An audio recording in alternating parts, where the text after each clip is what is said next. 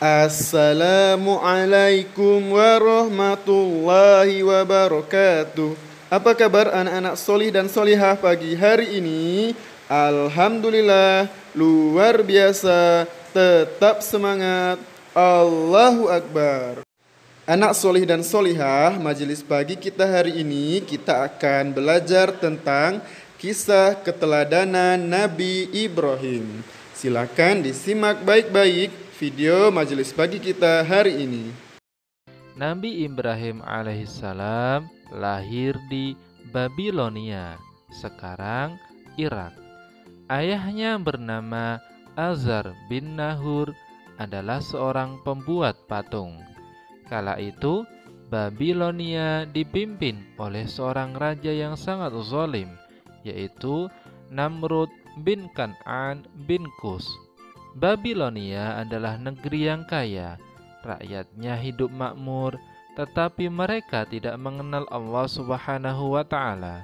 Penduduk Babilonia justru menyembah patung.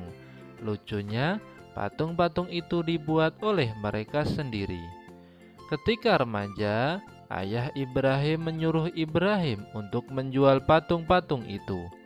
Namun, berkat bimbingan Allah, Ibrahim dengan halus menolak perintah ayahnya. Menurut Ibrahim, kebiasaan penduduk Babilonia, termasuk ayahnya sendiri, keliru. Maka beliau mulai memikirkan hakikat tentang Tuhan. Ketika malam telah gelap, Ibrahim menyaksikan sebuah bintang. Dia sempat berpikir bahwa bintang itu Tuhannya.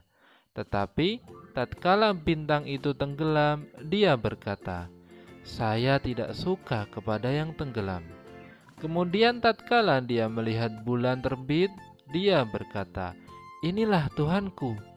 Setelah bulan itu terbenam, dia berkata, "Sesungguhnya jika Tuhanku tidak memberi petunjuk kepadaku, pastilah aku termasuk orang yang sesat." Kemudian tatkala ia melihat matahari terbit, dia berkata, "Inilah Tuhanku, yang ini lebih besar." Tatkala matahari itu terbenam, dia berkata, "Hai kaumku, sesungguhnya aku berlepas diri dari apa yang kamu persekutukan. Sesungguhnya aku menghadapkan diriku kepada Rabb yang menciptakan langit dan bumi dengan cenderung kepada agama yang benar, dan aku bukanlah termasuk orang-orang yang mempersekutukan Tuhan." Inilah yang dianugerahkan Allah Subhanahu wa Ta'ala kepada Nabi Ibrahim alaihissalam dalam menolak agama yang dipercayai kaumnya serta menerima Tuhan yang sebenarnya. Ketika dewasa, beliau diangkat menjadi rasul. Beliau mulai mendakwahi kedua orang tuanya dengan lemah lembut. Namun, ayahnya tetap menolak dakwah Nabi Ibrahim. Masyarakatnya pun juga menolak dakwah dari Nabi Ibrahim. Nabi Ibrahim alaihissalam berdakwah tak kenal lelah. Suatu hari, Raja Namrud dan kaumnya meninggalkan negeri. Kampung mereka ditinggalkan kosong. Kesempatan itu dipergunakan Nabi Ibrahim alaihissalam untuk menghancurkan patung-patung Raja Namrud dan kaumnya. Hanya satu patung yang paling besar tidak dihancurkan. Lalu, kapak yang dipergunakan menghancurkan patung-patung itu dikalungkan di leher patung yang paling besar tadi. Ketika Raja Namrud dan kaumnya datang ke pusat pemujaan, betapa terkejutnya mereka semua karena patung-patung sesembahan mereka hancur. Maka tak pelak lagi, Ibrahimlah yang dituduh. Nabi Ibrahim alaihissalam akhirnya dipanggil dan diadili. Raja Namrud bertanya kepada Nabi Ibrahim alaihissalam, "Apakah kamu yang menghancurkan patung-patung sesembahan kami?" "Aku pikir barangkali berhala besar itulah yang melakukannya. Bukankah kapak yang ada di lehernya yang membuktikan perbuatannya?" kata Ibrahim. "Mana mungkin berhala bisa berbuat seperti itu," kata Namrud. "Kalau begitu, "Mengapa engkau sembah patung yang tidak bisa berbuat apa-apa?" kata Ibrahim. Mendengar pernyataan Nabi Ibrahim alaihissalam itu, orang-orang yang menyaksikan banyak yang sadar. Selama ini mereka telah menyembah patung-patung yang tidak bisa berbuat apa-apa, tidak bisa melihat, tidak bisa mendengar, tidak bisa bicara. Melihat keadaan demikian, Raja Namrud makin murka. Raja Namrud akhirnya memutuskan bahwa Nabi Ibrahim alaihissalam harus dibunuh dengan cara dibakar hidup-hidup. Setelah kayu bakar dikumpulkan, Nabi Ibrahim alaihissalam diikat dan dilemparkan dengan alat pelontar yang membara. Api menjalar mendekati Nabi Ibrahim. Akan tetapi ia tetap tenang. Hatinya bertawakal. Ia yakin Allah Subhanahu wa Ta'ala tak akan membiarkannya. Allah Subhanahu wa Ta'ala pasti menolong orang yang berjuang di jalannya.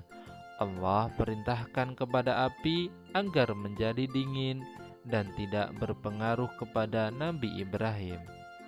Allah Subhanahu wa Ta'ala berfirman dalam Quran surat Al-Anbiya ayat 69. Bismillahirrahmanirrahim. Qulna ya naru kuni bardan wa salaman ala Ibrahim.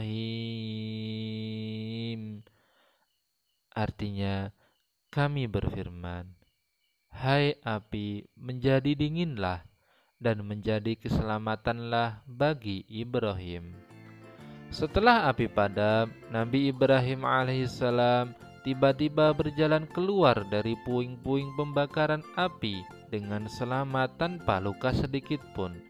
Allah menunjukkan kekuasaan dan kasih sayangnya kepada Nabi Ibrahim alaihissalam dan kaumnya.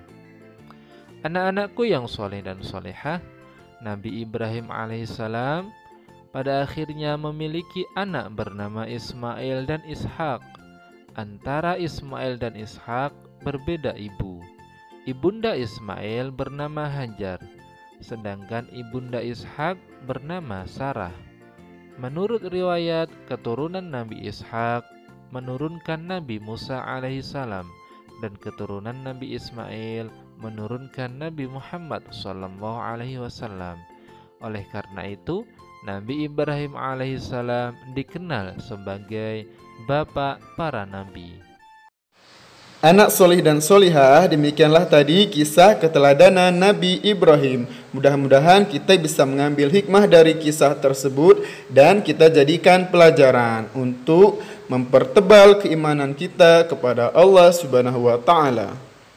Pak Muzan akhiri, wassalamualaikum warahmatullahi wabarakatuh.